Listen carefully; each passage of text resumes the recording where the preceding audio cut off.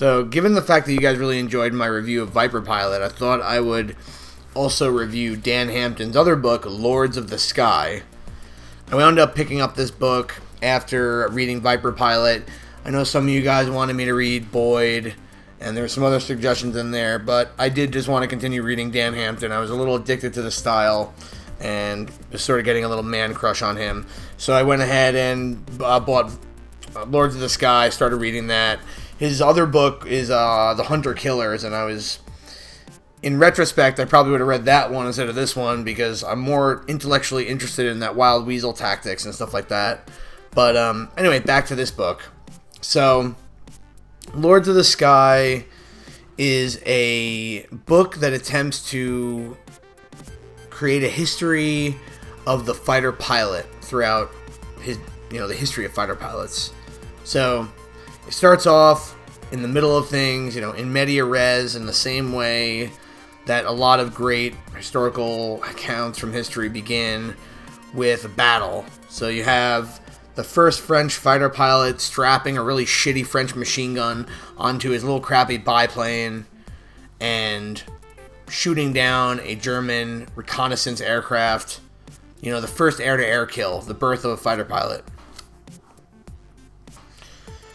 Then, the chapters follow a relatively standard and repeated format from then on, right? So it starts off with a little anecdote of a fighter pilot from the period, and then each chapter is sort of dedicated to either a war or an interwar period or a period of distinct difference in combat tactics. And then it proceeds to talk about the education, upbringing, and culture of the fighter pilots, their socioeconomic situation, and how they joined the air forces of the time, the technologies that were available to them, and how that sort of drove a push for professionalism in the fighter pilot community, and the weapons, the engines, the need for horsepower, and that's a consistent theme throughout the books, sort of how your thrust to weight ratio, really defines what you can do as a fighter pilot. It also then covers in each chapter sort of the operational history of that war or period, and then how the fighter pilots interacted. And in some of the chapters, it sort of abandons the operational history and it goes straight into a extended anecdote or a little mini biography about one of the fighter pilots. So you have these great biographies about guys like Oswald Bölke. I'm sure I'm mispronouncing that because I'm not German, even though that I have a German last name. And Hans Joachim Marseille, right? So these are these lesser-known fighter pilots alongside the classic ones like the Red Baron and whatnot that have really interesting biographies. They're sort of these tortured characters. They have their own little flaws and intricacies, and I don't know how to say it. They have personality clashes. All of that stuff is documented in this book. The whole book is written in a very narrative way so that it's like a story. It's written in the same way that Viper Pilot is, and it's a big emphasis on what the fight... Like, he tries to write as if he's in the first-person view, if he's looking out the skull of these fighter pilots, and he writes about what they would be pressing in the cockpit, what switches they're doing, where their attention is, what's going through their head as they're pulling G's and whatnot. It's a book that really pays worship and a lot of praise towards the character of fighter pilots. And he covers the evolution from a fighter pilot being sort of like a circus rodeo clown character or crazy mad scientist or rich asshole who happened to like weird hobbies. The first fighter pilots, that's what they were. It was a motley crew of weirdos and farmhands and, rodeo guys who would do stunts and all that other stuff. It evolved from that into the current modern day fighter pilot that has, thousands of hours of classroom and real-time instruction. They have master's degrees. They're given millions of dollars of support before they even get airborne. It's a totally radical transformation from the first fighter pilots, from the first periods of warfare in which fighter pilots were considered to be a temporary fad, and air combat in general considered to be a temporary fad that would go away. And the first generations of fighter pilots proved that you could not wage an effective war without air power. And that theme is pretty much covered in this book. I did want to make one note about the nature of the book and the nature of the writing. So I should preface this by saying that, I am a historian, I have a history degree, and I've written a lot of histories myself and studied histories both at the graduate and undergraduate level. This book is not a history book, and you should not come to it expecting a history book.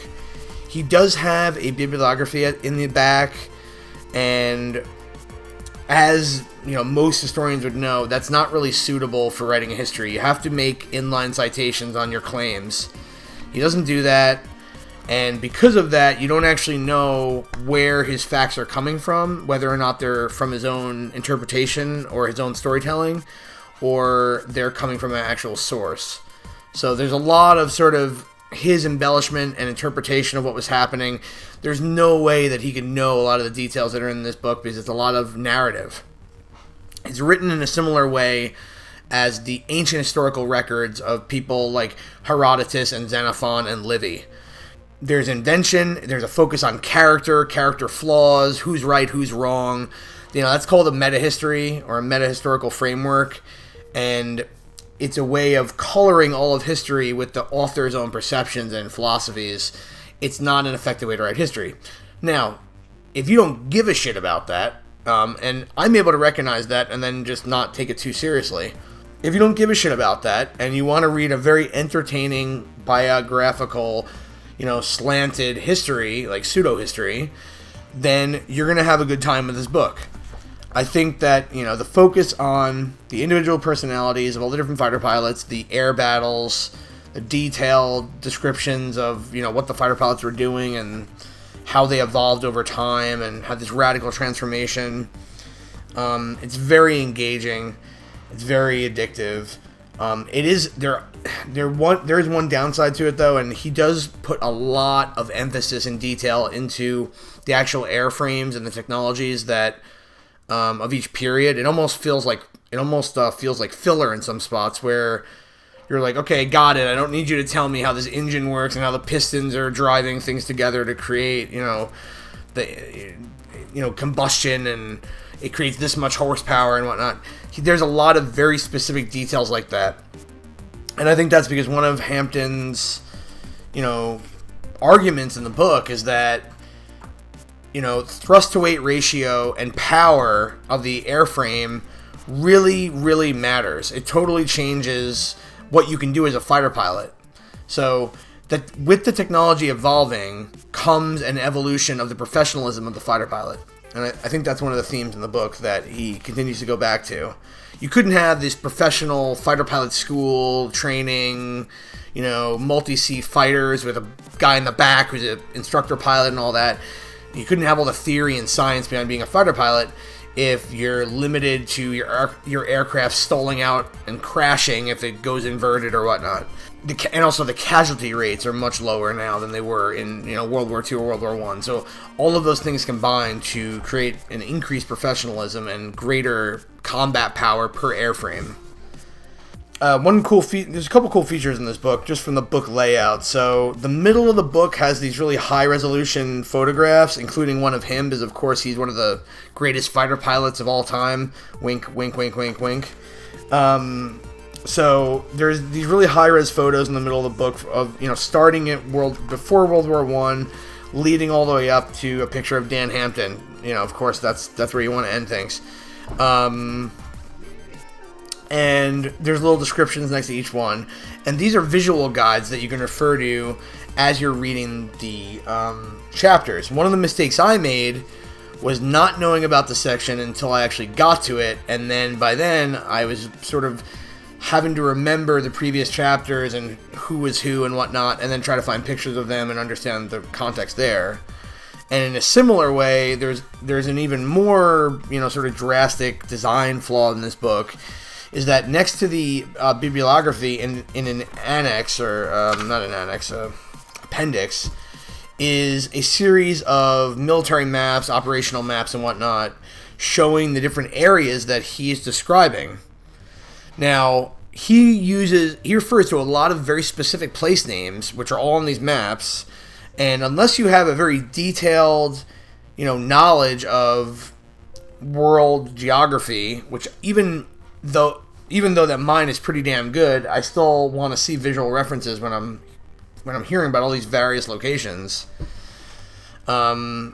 You're sort of gonna have to struggle with that. And I think that if he were to just refer to the maps in the text, say, hey, go look at this map on page 20 or whatever, then that would have been avoided. But I didn't know about this appendix until I was already done with the book. So by the time I got there, it was useless to me because I had already read the entire book. And the book is not a short book. It's like 600 pages. So if you forgot about the geographies of the World War I section, then you're fucked by that point, because you're not going to go back and reread the whole section just so you could correlate it to a map. Overall, I would say that this is a very strong book. It's very addictive, and it's written in the same exact manner as the Viper Pilot. I would recommend it for fans of Dan Hampton's other books. I would recommend it for flight sim enthusiasts.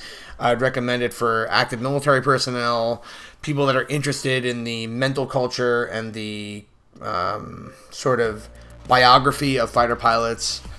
I would also recommend it for anyone who enjoys a popular history book of a topic that they're not familiar with. It's definitely all well-inclusive, and it includes enough narrative to keep everyone sort of engaged. So go check it out. I guess the next book I'll probably read is Boyd, under enough peer pressure from you fuckers. So until next time, thanks, and hope you guys enjoy these reviews.